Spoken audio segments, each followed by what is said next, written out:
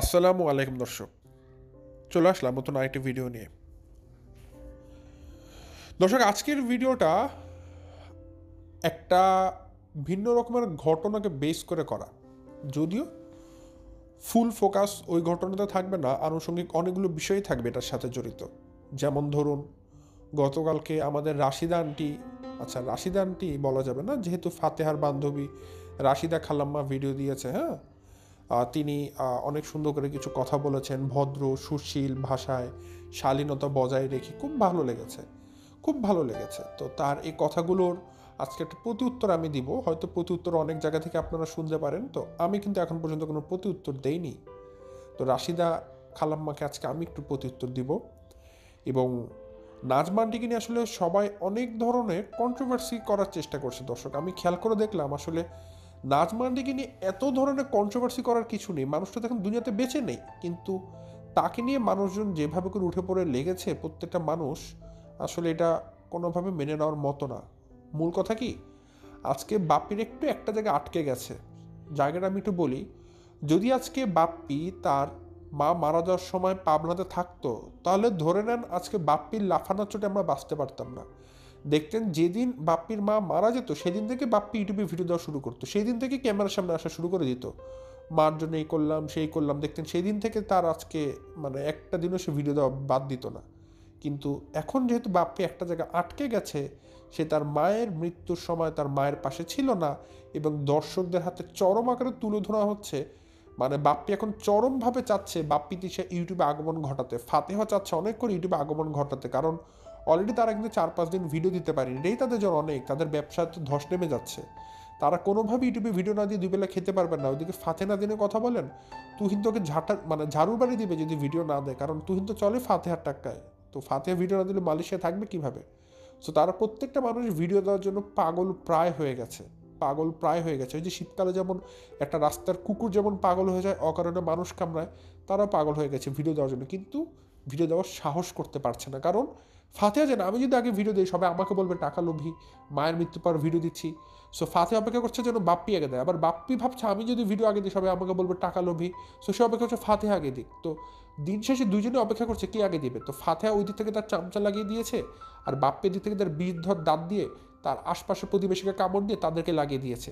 যখন চামচামি শুরু হয়ে গেছে ইউটিউব জুড়ে, সেই চামচাদের গল্পটাই আজকে থাকছে। কিন্তু সেই চামচাদের গল্পের বাহিরেও আজকে আরও একটা গল্প থাকবে, কোহিনূর বেগমের কালা জাদু। হয়তো এর আগেও আমি কথাটা অনেকবার বলেছিলাম, কিন্তু আজকে একটা জিনিস আমি এস্টাবলিশড করার চেষ্টা করব। সো দর্শক, আজকের ভিডিওটা এই কারণে বললাম একটু ভিন্নতর হচ্ছে। নাজমা আন্টির দুনিয়া ছেড়ে চলে যাওয়ার সাথে কোহিনূর বেগম অর্থাৎ তিশার মায়ের কোনো সম্পর্ক আছে কিনা সেটা আজকে আমরা একটু খুঁজে বের করার চেষ্টা করব। তো দর্শক, বেশি কথা না বাড়িয়ে চলুন শুরু করা যাক আমার আজকের ভিডিও। ভিডিও শুরুতে বলে রাখি, আপনারা যারা নতুন এখন পর্যন্ত আমার চ্যানেলটিকে সাবস্ক্রাইব করে পাশে থাকা ছোট্ট বেল আইকনটা বাজিয়ে অল নোটিফিকেশন অন করেননি অবশ্যই করে দিবেন, আর যারা ভিডিওটা দেখছেন লাইক দিয়ে ভিডিওটি দেখা শুরু করবেন। দর্শক, আমি আমার ভিডিওর মূল কথা শুরু করে দেই। ভিডিও শুরুতেই দর্শক, আজকে আমি আগে এই কালা জাদুর পোর্শনটাকে ক্লিয়ার করতে চাই, তারপর আমি নাজমা আন্টিকে নিয়ে রাশিদাদের চামচামির কথাটা ক্লিয়ার করব। তো কালা জাদু নিয়ে কথা বলতে গেলে সবার আগে আমি একটা কমেন্ট একটু পড়বো, কারণ সবসময় আমি দেখেছি কি, সবসময় আমি একটা জিনিস যখন প্রমোট করি মনে হয় কি সেটা মনে হয় শুধু আমার একারই ধারণা, মনে হয় আমি একাই কথাগুলো ভাবছি, আমি একাই কথাগুলো লিখছি। কিন্তু দেখলাম আমাকে একজন দর্শক আপু আরও প্রায় 2 দিন বা 3 দিন আগে একটা কমেন্ট করেছিলেন, সেই কমেন্টটা আমার কাছে ছিল স্টকে, বাট আমি সেটা কেন যেন খেয়াল করতে পারি না, আজকে দেখলাম। সো মনে হলো এটা নিয়ে কথা বলা উচিত। সো সেই কমেন্টটা আগে পড়ি, তারপর আমি সেটার ব্যাখ্যাতে চলে যাব। এখানে একজন দর্শক আপু কোহিনূর আক্তার রাখি, আবার কেউ কোহিনূর নাম শুনে ভাববেন না যে সে তিশা পরিবারের কেউ, এখানে এই আপুটার নামই কোহিনূর আক্তার রাখি। তো এই আপুটা বলেছেন তিশার মা বাপ্পির মাকে বান মেরেছে, মানে কালা জাদু করে মেরেছে, এটাই সত্যি কথা। এখন ইয়াপুর কাছে হয়তো কোনো প্রমাণ নেই, ইয়াপু তার ভিতরে ইনার বিলিফ থেকে বা তার অভিজ্ঞতা থেকে সে হয়তো অনেক কিছু সাফার করেছে, হয়তো অনেক কিছু সে ভিডিওতে দেখেছে, যার কারণে সে কিন্তু খুব কনফিডেন্ট একটা ওয়েতে বলেছে এটাই করেছে। এখন হ্যাঁ, হতে পারে এটা করেনি, আবার হতে পারে করেছে, আবার হতে পারে কোনোটাই হয়নি, অনেক কিছু হতে পারে। বাট আমরা কোনো কিছু কিন্তু ছেড়ে কথা বলতে পারি না। কারণ কি, ধরুন একটা টস যখন আমরা করি তখন আমরা জানি হয় হেড পড়বে, না হয় টেল পড়বে। বাচ্চাকালে আমরা কিছু ম্যাথ করেছিলাম, প্রবাবিলিটির ম্যাথ, সম্ভাবনার ম্যাথ। এই যে ধরুন একটা টস করার পরে হেড পড়বে নাকি টেল পড়বে, এই হেড পড়ার সম্ভাবনা কতটুকু আর টেল পড়ার সম্ভাবনা কতটুকু। আমি যদি একবার টস করি, সে টস করে হেড পড়ার সম্ভাবনা থাকবে 50%, আবার টেল পড়ার সম্ভাবনা থাকবে 50%। যে কোনো একটা সম্ভাবনা 50% থাকবে, কারণ 2/1 তো কোনো একটা ঘটনা ঘটলে সেই ঘটনার পেছনের কারণ কয়েকটা থাকে, আপনি ফুললি বলতে পারবেন এটাই থাকে। যেমন নাজমাটি মারা গিয়েছে, অবশ্যই রোগ হয়েছে। আমাদের একটা মানুষ দুনিয়া থেকে চলে যাওয়ার সময় কিন্তু অবশ্যই একটা কারণ থাকা লাগে, কারণ ছাড়া তো মানুষ এমনি যায় না। হয়তো কোনোটা কেউ বলবে দুর্ঘটনা, কেউ বলবে বার্ধক্যজনিত কারণে, ঠিক আছে, কেউ বলবে জেরিয়াটিক কিছু প্রবলেমে, অনেকে অনেক কারণ বলবে, বাট দিন শেষে কারণ কিন্তু অনেকগুলোই থাকে। আমরা কিন্তু হাদিসে জানি, হাদিসে কিছু কথা এসেছে, হাদিসে কিন্তু কুফরি কালাম, এই যে কালা জাদু যে জিনিসটা বা ব্ল্যাক ম্যাজিক যে জিনিসটা, এইটা বলেন, বা আপনারা যদি বদনজরের কথা বলেন, এই জিনিসগুলো নিয়ে কিন্তু হাদিস কুদসিতে প্রচুর পরিমাণের সুন্নতি কথাবার্তা আছে। নবী সাল্লাল্লাহু আলাইহি ওয়াসাল্লাম অনেক কথা বলে গেছেন। আমাদের আল্লাহ পাক কিন্তু কোরআন শরীফে একদম সূরা নাজিল করে দিয়েছেন এই কালো জাদু নিয়ে, ঠিক আছে। তো আমরা কিন্তু এই জিনিসগুলোকে অবিশ্বাস করতে পারবো না। আমরা যারা ইসলাম বা আমরা যারা মুসলমান হয়েছি, ঈমান এনেছি, তাদের সবাইকে কিন্তু এই কালো জাদু, বদনজর, এগুলোর উপর বিশ্বাস করতেই হবে। এখানে কোনো অবিশ্বাস করার কোনো ওয়ে নেই, তাহলে আমাদের ঈমান থাকবে না। কিন্তু এগুলো করা যাবে না, ঠিক আছে। তো আমি যদি একটু ভুল না হয়, আমি আপনাদেরকে হাদিসের কিছু কথা হুবহু বলছি না, কারণ সেগুলো রেফারেন্স টেনে আনতে গেলে এখন সময় লাগবে। আমি জাস্ট মূল সারমর্মটুকু বলে দিচ্ছি আপনাদেরকে, সারাংশটুকু, যে এরকম হাদিস আপনারা সবাই শুনে থাকবেন এবং আছে।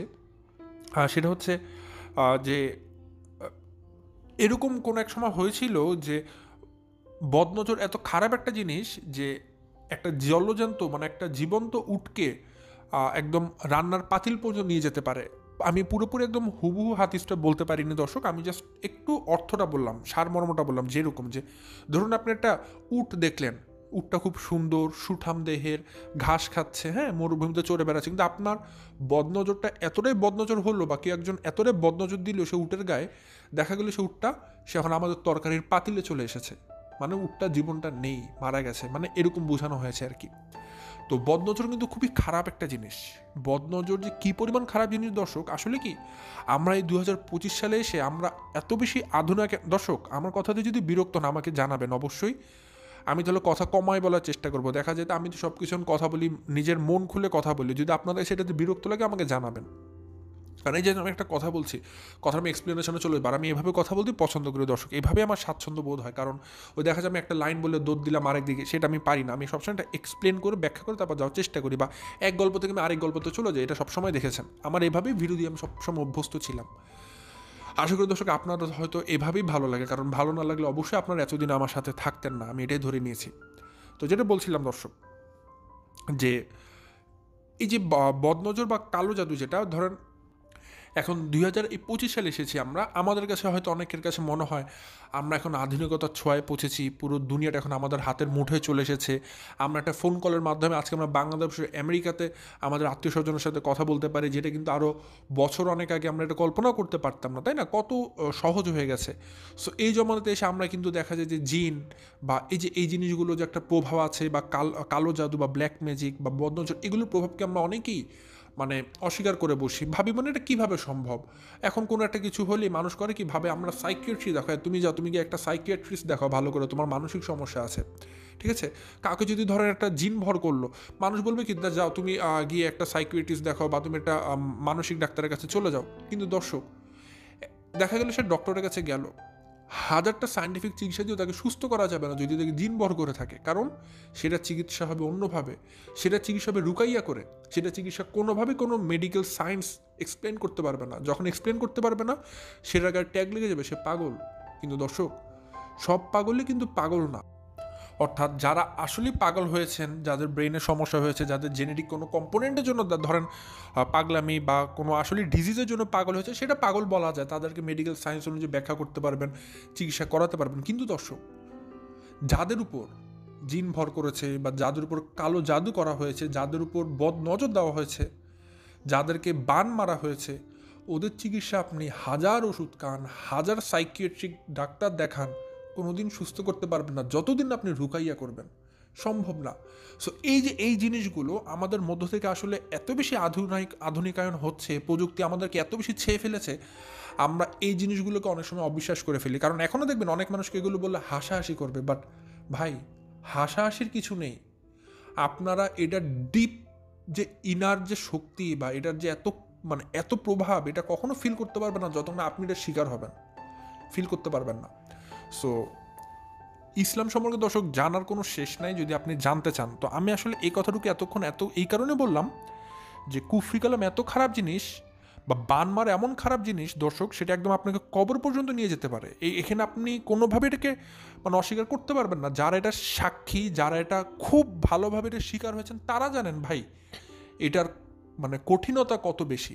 ঠিক আছে? তো এই যে আপুটা এখানে এই কথাটা বলেছেন, আমি ফেলে দিতে পারি না এটা কেন আসলে কোহিনুর কেন আসলে তিশার মায়ে কাজ করবে, তাই না? এটা সম্ভব না, এরকম বলতেই পারে, কিন্তু আবার কিন্তু ফেলে দিতে পারবো না দর্শক। কারণ আমরা সবাই জানি তিশাদের পরিবার সারা জীবন খালি তাবিজ পৈতা নিয়েছিল। কারণ দেখবেন তাদের এই জামাইগুলো কেন বৌদ্ধের এত ভক্ত হয়, একটা সুঠামদের ছেলে, এত ভদ্র একটা ছেলে, কেন তারা বারবার তাদের বাবা মা ফেলে বৌদ্ধের জন্য পাগল হয়ে যাবে? যে বাবুর কথাই ভাবুন, বাবু কিভাবে করে তার মা ভক্ত ছিল, তার পরিবারকে সামাল দিয়ে রাখতো, কিন্তু সেই বাবু কেন হঠাৎ করে তার মাকে এরকম নেগলেক্ট করবে? কেন তার মাকে ভালোবাসবে না? কেন দোকানদার বাবুকে বলবে যে বাবুকে তো চেনা যায় না, কেন তাকে এরকম দেখা যায়, সে তো এরকম না, কেন বলবে? একটা কুফরি কালাম করলে, ব্ল্যাক ম্যাজিক করলে একটা মানুষের মধ্যে পরিবর্তন আসে, শারীরিক পরিবর্তন আসে, মানসিক পরিবর্তন আসে, ব্যবহারগত পরিবর্তন আসে, অনেক পরিবর্তন আসে। তো আমরা সবাই জানি যে তিশাদের পরিবারে এই কালো জাদুর প্রচলনটা অনেক বেশি, তারা এই তাবিজ পৈতা নিয়ে থাকে। ঠিক আছে? তো দেখবেন নাজমান্ডিকে কিন্তু তিশা কখনোই পছন্দ করতো না, নাজমান্ডির সাথে তিশার কখনোই বনিবনা হতো না, এবং তিশা সবসময় পাবনার এই দোতলা বাড়ি দখল করার চেষ্টা করতো, কিন্তু সে সেটা করতে পারতো না। এবং আপনি এটাও জানেন যে বাপ্পি বলেন পুরো পরিবারকে তিশা কিন্তু সবসময় এই কালো জাদু বা তাবিজ করেই রেখেছে, তার মা সাপ্লাই করতো আর তিশা এগুলো নিয়ে এগুলো নিয়ে থাকতো। এখন এটা কিন্তু ইনস্ট্যান্ট না। একটা কালো জাদু কিন্তু এরকম না যে আপনি আজকে কালো জাদু করলেন ওই মানুষটা কালকেই মারা যাবে, এরকম না কিন্তু দর্শক, এটা হচ্ছে ধুকে ধুকে ধুকে মারা যাবে। আপনি এটা নিয়ে স্টাডি করতে পারেন দর্শক, আমি কিন্তু এটা নিয়ে স্টাডি করে বসেছি। কারণ আমি একটা জিনিস নিয়ে যখন কাউকে ক্লেম করব বা কোনো কিছু বলবো, আমি কি সেটা নিয়ে স্টাডি করি। প্রচুর গুগলে অনেক আর্টিকেল আছে, আপনারা পড়ুন।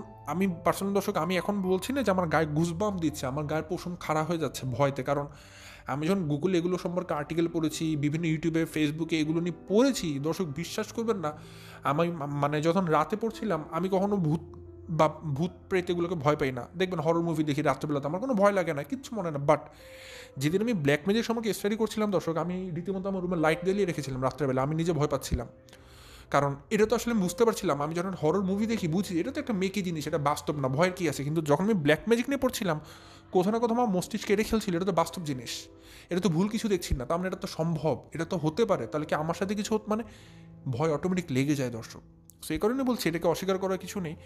সো যে আপুটাই কমেন্ট করেছেন, আমি তার কমেন্টকে কোনোভাবেই অস্বীকার করতে পারবো না। অবশ্যই প্রবাবিলিটি আছে, হতে পারে 10%, হতে পারে 20%, হতে পারে 50%, আবার হতে পারে 100%, অনেক কিছু হতে পারে। বাট যেহেতু আমি 100% কনফার্ম না, এই জন্য আমি কনফার্ম ওয়েতে কিছু বলবো না। বাট আমি আবার ছেড়েও দিতে পারবো না, বাট আমি বলবো প্রবাবিলিটি আছে, অবশ্যই অনেক বেশি সম্ভাবনা আছে যে তিশা মা বা তিশাদের পরিবার থেকে হয়তো নাজমা আন্টির উপরে এই কালো জাদু করা হয়েছিল। কারণ কি দর্শক, দেখবেন একটা সুস্থ স্বাভাবিক মানুষ কোনোদিনই হঠাৎ করে এরকম হওয়া সম্ভব না। আর নাজমা আন্টির এই রোগটা কিন্তু আজকে একদিনে বাঁধেনি, দীর্ঘ প্রায় 1 বছর ধরে রোগটা বেঁধেছিল। এবং দেখবেন ধুকে ধুকে ধুকে ধুকে আস্তে আস্তে আমাদের চোখের সামনে তরতাজা মানুষটা কিন্তু কবর পর্যন্ত চলে গেল। এবং কবর পর্যন্ত যাওয়ার পর যে মানুষটা সবচেয়ে বেশি লাভবান হলো সে কিন্তু তিশা। কালো জাদু যারা করে, এটার মধ্যে প্রথম একটা প্রভাব আমরা দেখি যে কোনো মোটিভ থাকতে হবে, যে কালো জাদু যে করা হচ্ছে এটার মোটিভটা কি। অবশ্যই তিশার একটা মোটিভ আছে যে দোতলা বাড়ির দখল করা, তাকে বাধা দেওয়ার কেউ থাকবে না, সে স্বাধীন চেতা হবে। সো তিশার অনেকগুলো ফ্যাক্টর আছে, সে তার শাশুড়িকে কালো জাদু করবে, কারণ অনেকগুলো আছে করার মতো। সো এখানে একদম ফেলে দেওয়ার মতো না দর্শক। হয়তো এখানে আমি কোনো প্রমাণ দিতে পারবো না আপনাদের কাছে, হ্যাঁ এটা করেছেই, বা আপনারাও প্রমাণ দিতে পারবেন না, বাট আমরা এটাকে একদম অস্বীকারও করতে পারবো না। অবশ্যই সম্ভাবনা আছে, কারণ কালো জাদু কিন্তু কোনো প্রুফ থাকে না। দেখবেন আপনি হাজারটা অপরাধ করলেন, অন্যায় করলেন, বিভিন্ন অপরাধের শাস্তি আছে। চুরি করলেন, সৌদির বা হাত কেটে দেওয়া হবে, বা আমাদের বাংলাদেশে ধরেন জেল ফাঁসি হবে, অনেক ধরনের শাস্তি আছে। কিন্তু ভাই কালো জাদু যারা করে, কালো জাদু মানে এই ধরনের কাজ যারা করে ওদের কিন্তু কোনো শাস্তি নাই আইন আদালতে। ধরেন কালো জাদু করে একটা মানুষকে আপনি একদম কবর পর্যন্ত পৌঁছাই দিলেন, কিন্তু ভাই আপনার কোনো শাস্তি হবে না, কারণ এটা তো কোনো প্রমাণ নাই, কোনো প্রমাণ দিতে পারবেন না কেউ। সো আসলে এটা যে এতটা ভয়াবহ দর্শক, মানে কল্পনা করতে পারবেন না। ধরুন অন্যান্য অপরাধে তো শাস্তি আছে, এই অপরাধে কোনো শাস্তিও নাই। কি করবেন? এটা থেকে বাঁচার ওয়ে কি? এর জন্য এটা থেকে বাঁচার উপায় একটাই দর্শক, বেশি বেশি রুকাইয়া করা, আল্লাহ যেভাবে কোরআনী তারিখে আমাদের শিখাই দিয়েছেন সেই কাজগুলো করা, বেশি বেশি তিন কুল পড়া, এগুলো। এর বাইরে আমাদের করার কিছু নেই, আল্লাহর কাছে পাহনা যেতে হবে, এই এতটুকুই। সো এটা নিয়ে হয়তো আমি বেশি কথা বলছি দর্শক, কারণ এটার ভয়াবহতা আমি জানি। আমি গুগলে পড়েছি, আমি বিভিন্ন ভিডিওতে দেখেছি, আপনারা দেখেননি। আমি ভিডিওতে ডিরেক্টলি ব্ল্যাক ম্যাজিকে আক্রান্ত মানুষের অবস্থা দেখেছি, আমি নিজে ভয় কাতরাচ্ছিলাম। সো আপনাদের যদি বিশ্বাস না হয়, আপনারা একটু ভিডিওতে দেখুন। বর্তমানে বাংলাদেশে আমি বলবো 99% মানুষের বাড়িতে ব্ল্যাক ম্যাজিক হয়। আপনার বাসাতেও হচ্ছে কোনো না কোনোভাবে, আপনি হয়তো টের পাচ্ছেন না। আপনি টের পাচ্ছেন না দর্শক। আপনারা হয়তো ইসলামিক স্কলার চিনেন, আমাদের বাংলাদেশের আহমদুল্লাহ, তারপরে ইমাম আজহারি, এদেরকে চিনেন। এনাদের মুখের কথা, বাংলাদেশের প্রতি ঘরে ঘরে এখন এগুলো চলে। তাদের কাছে প্রতিদিন হাজারটা প্রশ্ন আসে খালি কালো জাদু নিয়ে। তো বুঝতেই পারছেন এটার মাত্রা কতটা বেড়ে গেছে। হয়তো এটা নিয়ে আমি অনেক কথা বলছি, কারণ দর্শক এটার প্রভাব আমি জানি। এই জন্য বলছি যে নাজমা আন্টির মারা যাওয়ার পেছনে এই কালো জাদুকে আমি কখনোই ফেলে দিতে পারবো না। অবশ্যই একটা অনেক বড় কারণ হতে পারে, বাট এটার এগেনস্টে যদি কোনো প্রমাণ কেউ দিতে পারবে না, সো আমার কাছে প্রমাণ নেই, বাট আমি বলবো না এটাকে অস্বীকার করা যাবে। সো এই জিনিসটা আপাতত এই পর্যন্তই রাখছি, এটা নিয়ে বেশি কথা বাড়াচ্ছি না। চলে আসি আমি রাশিদার কথায়, রাশিদা খালাম্মার কথায়। তো রাশিদা খালাম্মাকে নিয়ে আমি কিন্তু কোনোদিন কোনো ভিডিও দিয়েছি বলে আমার মনে পড়ে না। আজকের প্রায় 6-7 বছর ধরে রোস্টিং করি আমি, মনে হয় না রাশিদা নামটা উল্লেখ করতে পারি ভিডিওতে, কখনো তাকে নিয়ে রোস্টিং করেছি বলে মনে হয় না, কিন্তু আজকে করতে বাধ্য হচ্ছি। কারণ কি, আমি সব চামচাগুলোকে একটা একটা করে ধরবো, এবার কোনোটাকে ছাড়বো না। এবং যাকে এবার ধরবো, এবার যাদেরকে আমি ধরছি বা মার্ক করে রাখছি, তারা আমার রেড লিস্টে চলে আসবে দর্শক। এবং দেখবেন, আমি রাশিদাকে বলছি, আমার চ্যানেলটা কিন্তু এখন বিস্তার ঘটবে, অনেক এক্সপ্যানশন হবে। কীভাবে হবে জানেন? ধরেন একটা আমার চ্যানেলের রোস্টিংয়ের মানুষজন ছিল, যে কজন লিস্টে ছিল রেড অ্যালার্টে, ধরেন এই যে তিশা, সাবিনা, মিম, খুকি, ঠিক আছে, তারপরে যে শিশির, হাসান, কাম্মি, এই যে এতগুলো মানুষ, বা এদের সাথে আরও অনেক আনুষঙ্গিক আমার রেড লিস্টে কিন্তু আছে। তারা কিছু করলে কিন্তু আমি কচ্ছপের মতো কামড় দিয়ে ধরি, এটা আপনি খেয়াল করেছেন। তো রাশিদা খালাম্মাকে বলছি, এখন থেকে আপনি আমার রেড লিস্টের চ্যাপ্টারে পড়ে গেলেন। এবং আপনি না, আপনি সহ যারা যারা এই চামচামিতে যুক্ত হচ্ছে, তারা প্রত্যেকে আমার রেড লিস্ট চ্যাপ্টারে চলে আসবে। এবং আপনারা বুঝতে পারছেন, একটা জায়গায় যখন আপনি রোস্টিংয়ের শিকার হবেন, বা আপনাকে বারবার আপনার ভুল ধরা হবে, আপনি কিন্তু অবশ্যই ফিলি ঠিক থাকতে পারবেন না। আপনার ভুলগুলো সামনে নিয়ে আসবো আমি। সো আপনি যে কাজটা করেছেন, চরম ভুল করেছেন, প্রথমত চামচামি করে। আপনি যদি চামচামি না করতেন, আমি এখন আপনার নামটা পর্যন্ত মুখে উচ্চারণ করতাম না, আমার প্রয়োজন ছিল না। কিন্তু যেহেতু আপনি এখানে চামচামি করতে বসেছেন, এবং এটা ফ্রড, এটা টোটালি রং, একটা মৃত মানুষকে নিয়ে আপনিও ব্যবসা শুরু করেছেন আসলে বাপ্পিদির সাথে মতো মানুষদেরকে নিয়ে চামচামি করে। সো আপনি অবশ্যই, আপনাকে রেড লিস্টে রাখা উচিত। এখন দর্শক আমি মেন কথাতে চলে আসি, ঘটনা কি ঘটেছে। দর্শক ঘটনা হচ্ছে গিয়ে, আপনারা সবাই জানেন ফাতেহা, বাপ্পি, তিশা, তারা রেগুলার ভিডিও দেয়, তাদের সংসারটা চলে ইউটিউবের টাকা দিয়ে, ঠিক আছে, তারা ইউটিউবের টাকা দিয়ে সংসার চালায়। এখন তারা খুব করে চাচ্ছে ইউটিউবে আসতে, কিন্তু ইউটিউবে আসবে কিভাবে? ইউটিউবে আসতে গেলে কিন্তু তাদেরকে অবশ্যই কি করতে হবে, তাদেরকে ইউটিউবে আসতে গেলে অবশ্যই ভিডিও দিতে হবে। এখন ভিডিও যে তারা দিবে, ভিডিও দেওয়ার জন্য কিন্তু তাদেরকে অবশ্যই কথা বলতে হবে, ক্যামেরার সামনে আসতে হবে। এখন যদি তারা ক্যামেরার সামনে আসে, তাহলে কি হবে? দর্শকরা তো অলরেডি তুলোধুনা করছে, দর্শকরা অনেক কথা বলছে, আবার কথা বলবে, আবার অনেক কথা বলবে। এই কথাগুলো শুনলে কিন্তু বাপ্পি বলেন, তিশা বলেন, ফাতে বলেন, তারা আবার ব্যাকওয়ার্ড, মানে পিছপা হতে হবে। সো তারা এখন অনেকভাবে করে চিন্তা করছে কি করলে আবার নতুন করে ভিডিওতে আসা যায়, অনেকভাবে বুদ্ধি করছে। এখন বাপ্পি, তিশা অলরেডি যেটা করেছিল, তারা এলাকার যে মানুষজন আছে, তিশা বলেন, এই পাপিয়া বলেন, বা শেরিনা বলেন, বা বাপ্পি তানের টিচারকে দিয়ে হোক, খুকিকে দিয়ে হোক, সবাইকে দিয়ে লাগিয়ে দিয়েছিল যে যেন বাপ্পির প্রশংসা করা হয়, যে হ্যাঁ বাপ্পি ভালো ছেলে, বাপ্পি তার মায়ের চিকিৎসা করেছে, আবার তিশাকে নিয়ে প্রশংসা করে, সবাই এটা লাগিয়েছে। এখন ফাতিহাকে নিয়ে তো কেউ কোনো ভালো কথা বলছিল না। সো ওইখান থেকে ফাতিহা আবার কী করেছে, ফাতিহা কিন্তু তার 2 বান্ধবী আছে, ওখানে মিতু আছে, যদিও মিতু খুব একটা কথা বলেনি, এখন পর্যন্ত শুনিনি। সো তাকে নিয়ে অবশ্যই বলবো না। মিতু যেটা বলেছিল জাস্ট ঘটনার বর্ণনা করেছিল, দ্যাটস গুড। সো তাকে নিয়ে আমি কথা বলছি না। তো আসে রাশিদা খালাম্মা, তিনি কিন্তু একদম ডিরেক্টলি কিছু কথা বলেছে, আমার একদম খুব নোংরা লেগেছে তাকে। আমি একটা ডিরেক্ট কথা বলি, যেটা আমার সবচেয়ে বেশি নোংরা লেগেছে, তিনি নাজমানের চিকিৎসা ক্ষেত্রে বলেছে চিকিৎসা করার দরকার কী আছে। মানে এভাবে করে কথাটা বলেছে যে বাপ্পি তিশা নাকি চিকিৎসা করা, মানে বাপ্পি নাকি তার মা চিকিৎসা করাতে চাইতো, ঠিক আছে, এই শের হ্যান ত্যান। তো বলেছে আসলে চিকিৎসা করায় লাভ কি, যার মৃত্যু যেখানে সেখানেই মৃত্যু হবে, চিকিৎসা করাতে কোনো লাভ নাই। এই কথাটা দর্শক এই 2025 সালে এসে কি মানায়? তো আমি রাশিদা খালাম্মাকে বলবো যে আপনি যে এত শালীনতা বজায় রেখে ভিডিও দেন, নিজেকে শালীনভাবে রিপ্রেজেন্ট করেন, তো সেই ইসলামের কথা আমি বলি, ইসলামে চিকিৎসা করা কেন সুন্নত করা হলো? আমাদের ইসলাম কেন বলে দিল তোমরা রোগ আক্রান্ত হলে চিকিৎসা করাও সুন্নতি তারিখে, কেন বলেছে? আমাদের ইসলামে বলা হয়েছে চিকিৎসা নেওয়া সুন্নত কাজ, আমাদের ইসলামে চিকিৎসাকে সুন্নতি করে দেওয়া হয়েছে। তাহলে এই রাশিদা কিভাবে বলে যে চিকিৎসা করানোর কি আছে নাজমান্ডিকে, যার মৃত্যু যেখানে সেখানে হবে? তার মানে একটা মানুষ অসুস্থ হলে কি আমরা তাকে সেখানেই ফেলে রাখবো? তো আমি রাশিদা খালাম্মাকে বলতে চাই, আপনাদের পরিবারেও তো অনেক মানুষ অসুস্থ হবে, বা আপনি অসুস্থ হবেন, অনেক মানুষের ডায়াবেটিস হতে পারে, অনেক মানুষের হাইপার টেনশন ডেভেলপ করতে পারে, অনেক ডিজিজই হতে পারে।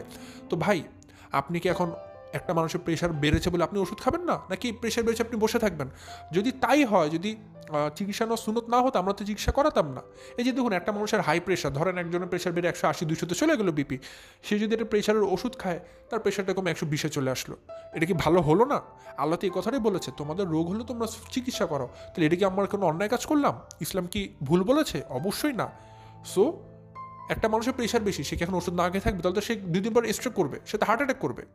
তার মানে তার প্রেশার বেড়েছে, তাকে ওষুধ খেতে হবে, তার একটা প্রোটেক্টিভ একটা মেকানিজম তার বডিতে নিয়ে আসতে হবে, সেটা হচ্ছে ওষুধ, মেডিসিন। আবার কারো যদি ডায়াবেটিস হয়, তাকে ইনসুলিন নিতে হবে, বা ডায়াবেটিস অনেক ওষুধ আছে সেটা খেতে হবে। যদি না খায়, তার মানে গ্লুকোজ লেভেল বেড়ে যাবে, তার অনেক রোগ হবে। সো দেখুন, প্রত্যেকটা রোগের একটা ওষুধ আছে, ঠিক আছে, প্রত্যেকটা রোগের ওষুধ আছে, এবং এই চিকিৎসাটার নামটা সুন্নত করেছে। তো এই যে রাশিদা, সে কীভাবে করে বলে নাজমানটিকে যে চিকিৎসা করানোর কী আছে, যার মৃত্যু যেখানে সেখানে হবে, তাহলে ভাই আমি আপনাকে বলবো, মৃত্যুর শেষ দিন পর্যন্ত তাহলে আপনি ভাই চিকিৎসা নিয়েন না। যেহেতু যার মৃত্যু যেখানে সেখানে হবে, তাহলে আপনি ভাই অ্যাটলিস্ট চিকিৎসা নিয়েন না। আপনার হাজারটা রোগ শোক হোক, ঠিক আছে, আসলে এটা বলবো না, দোয়া করি, কারণ এটা আসলে খারাপ হবে, কারো অমঙ্গল কামনা করা ঠিক না, এটা আমাদের নবী রাসূল শিখিয়ে দেয়নি। নাহলে আমি বলতাম যে আল্লাহ যেন আপনাকে অনেক রোগ শোক দেয়, এই কথা বললাম না, কারণ এটা বলাটা খারাপ হবে। কারণ আপনি যদি বলছেন চিকিৎসা করানো ঠিক না, মানে যার যেখানে মৃত্যু সেখানেই হবে, তাহলে ভাই আপনারও তো ভবিষ্যতে রোগ হতে পারে, তাহলে আপনি চিকিৎসা করাবেন না, ঠিক আছে? কেমন আপনি রোগ শোক নিয়ে বসে থাকবেন, একদম কবর পর্যন্ত আপনি রোগ শোক নিয়ে বসে থাকবেন, চিকিৎসা করানোর দরকার নেই, রোগ নিয়ে আপনি মারা যান, তাহলে তো হলো কেমন? এবং আপনার পরিবারেও যদি কারো রোগ হয়, আপনার সন্তান আছে, আপনার স্বামী আছে, আপনার বাবা মা আছে, আপনার শ্বশুর শাশুড়ি আছে, কারো যদি রোগ হয়, কোনোদিন চিকিৎসা করাবেন না, কারণ আপনি তো বলেছেন নাজমানটিকে যে চিকিৎসা করানো কি আছে, যার মৃত্যু যেখানে সেখানে হবে। তাহলে ভাই, এরপর থেকে আপনি যখন অসুস্থ হবেন, বা আপনার সন্তান যখন অসুস্থ হবে, বড় কোনো রোগ হবে, আপনার পরিবারের কারো, আপনি বলবেন থাক বাবা, বা থাক মা, বা থাক আব্বু, বা থাক বাবা, তোমার চিকিৎসা করাতে হবে না, তোমার মৃত্যু এভাবেই ছিল, তোমার মৃত্যু এভাবেই হবে, এই রোগ নিয়ে বসে থাকো। সামান্য জ্বর হলে কোনো ওষুধ খাবেন না, কারণ চিকিৎসা করাবেন কেন? যার মৃত্যু যেখানে সেখানেই তো হবে।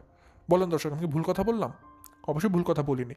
যেমন কথা বলেছে আমি তেমন উত্তর দিয়েছি তাকে, এবং এই উত্তরটা সে প্রাপ্য, সে উত্তরটা পায় আমার কাছ থেকে।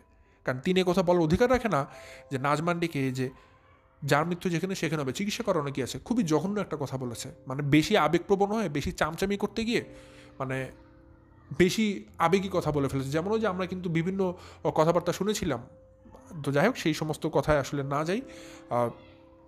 তো যেটা তারপর রাশিদা খালাম্মা আরও কিছু কথা বলেছে, সেইগুলো তো আসি। তিনি বলছিলেন যে হচ্ছে গিয়ে নাজমান্টি নাকি অনেক শক্ত ছিলেন, এটা তো আমরা সবাই জানি। নাজমান্টি নাকি এরকমও বলেছেন, সে নাকি বলেছেন তাদের কাছে যে তোমরা দোয়া করো, আমি আল্লাহকে সেটাই বলি যেন আমি যেন হেঁটে হেঁটে কবর পর্যন্ত যেতে পারি। বাহ বাহ বাহ বাহ বাহ। এবং নাজমান্টির দোয়াটা কবুল হয়ে গেছে। নাজমান কিন্তু আসলেই নিজে হেঁটে হেঁটে কবরে গিয়েছে, এটা কিন্তু ভুল কথা না। দেখবেন, একটা সুস্থ মানুষ, তিনি কিন্তু কারোর জন্য বোঝা হননি। বাপ্পিকে কিন্তু কোনোদিন তার মার বোঝা টানতে হয়নি। নাজমান্ডি সুস্থ থাকা অবস্থায় মারা গেছেন, এবং সে একরকম বলা যায় হেঁটে হেঁটেই কবরে গেছেন। কথাটা রূপক অর্থে বলা হচ্ছে, বাট যদি ইনডিরেক্টলি চিন্তা করেন, তাকে নিয়ে কিন্তু কারো কোনো কষ্ট হয়নি। সে নিজে যেভাবে ছিলেন একা, নিজ দায়িত্বে আবার কবরে গেছেন, তাকে নিয়ে কারো কোনো হ্যাসেল করতে হয়নি। তো এই যে রাশিদা, সে গতকালকে কিন্তু নাজমান্ডিকে নিয়ে এরকম টাইপের কিছু কথা বলেছে। এও বলেছে রাশিদা খালাম্মা যে বাপ্পিরা নাকি অনেক করেছে, আর কত করবে। আরে বাবা, এত করেছে আমাদের তো চোখে জীবনে পড়লো না, এত করেছে, ঠিক আছে। রাশিদা খালাম্মার কথা অনুযায়ী খালি একটা জিনিসই দাঁড়ায় যে বাপ্পি তার জায়গা থেকে সর্বোচ্চটুকু চেষ্টা করেছিল, বাট আসলে কিছু করতে পারেনি, এর বেশি আসলে করা যায় না। তো বাপ্পি এতই করেছে, তার মায়ের হার্টের সমস্যা, তার মায়ের হার্টের ডিজিজ আছে, বাট কোনোদিন ডক্টরের কাছে নিয়ে যায়নি। ওইদিকে তিশা থাইরয়েডের জন্য সে ডক্টরের কাছে নিয়ে গেছে ঢাকাতে বসেই, এত তার বই চিকিৎসা করাতে সে পাগল। তো রাশিদ খানকে বলতে চাই যে যার মৃত্যু যেখানে সেখানে যেতে হবে, চিকিৎসার কোনো দরকার নাই। তাহলে বাপ্পিকে বলুন না তার বউকে নিয়ে কেন থাইরয়েডের চিকিৎসা করালো, তার মায়ের হার্টের রোগের চিকিৎসা না করিয়ে কেন সে তার বইয়ের থাইরয়েডের চিকিৎসা করাতে গেলো। থাইরয়েড নিয়ে বসে থাকুক তিশা, সমস্যা কি?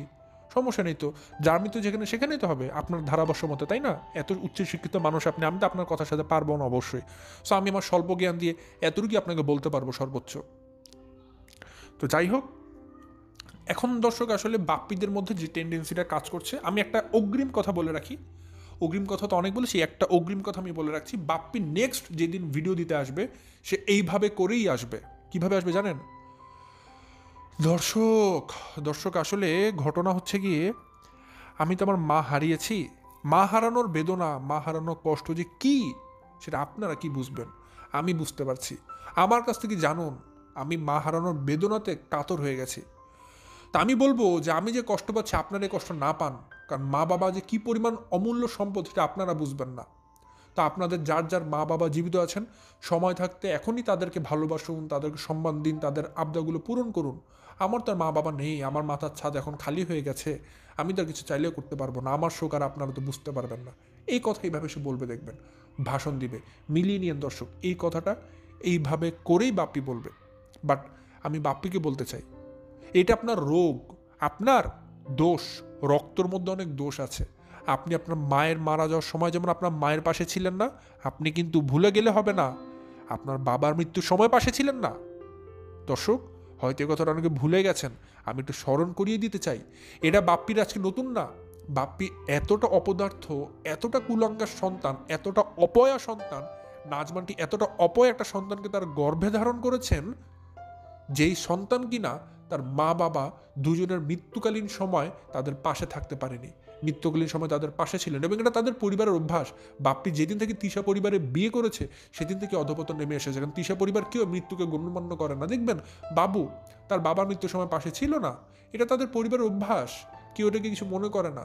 যে যার নিজের স্বার্থ নিয়ে ব্যস্ত থাকে, খুবই একটা মানে কি বলবো দর্শক, পাথর হৃদয়ের মানুষেরা, ঠিক আছে? এবং বাপ্পি এখানে বিয়ে করেছে, তো নাজমানের কিন্তু দর্শক এলাকাতে অনেক সম্মান আছে, যেটা বাস্তব কথা। কিন্তু বাপ্পি আসলে সেই সম্মানটা রাখতে পারলো না। বাপ্পি এমন জায়গায় বিয়ে করেছে, নাজমানটির মান, ইজ্জত, সম্মান সব নষ্ট করে দিয়েছে, সব। কারণ এতটা ছোট ঘরে বিয়ে করেছে বাপ্পি, আসলে এখানে আসলে নাজমানটির কোনো সম্মান রাখার মতো কিছু নেই। কিন্তু নাজমানটি কিন্তু তার জায়গা থেকে অনেক কষ্ট করেছেন, সে কিন্তু তার মৃত্যুর আগের দিন পর্যন্ত নিজেরটা নিজেই করে গেছেন, কারো উপর সে বার্ডেন হয়ে চলেননি, কিন্তু সে নিজেরটা নিজেই করেছেন, কারো জন্য তিনি বোঝা ছিলেন না, ঠিক আছে? বাপ্পি কিন্তু তার মতো করে বউ নিয়ে কিন্তু বউ বাচ্চা নিয়ে ঢাকাতে ছিল না, আজমান কিন্তু এত বছর একা সে পাবনার বাড়িতেই বসেছিল, ঠিক আছে? তো এখন যে সিনটা হচ্ছে দর্শক, ওই বাসাতে এখন যে মেইন সমস্যাটা হচ্ছে ভিডিও দেওয়া নিয়ে, কারণ সবার ইনকাম এখন বন্ধ হয়ে আছে, সবার ইনকাম থিত হয়ে গেছে। বাপ্পি পাগলের মতো দৌড়াদৌড়ি করছে, ভিডিও কিভাবে দিবে বাট দিতে পারছে না লজ্জাতে। তিশা পাগল হয়ে গেছে, ভিডিও কিভাবে দিবে বাট দিতে পারছে না, ঠিক আছে?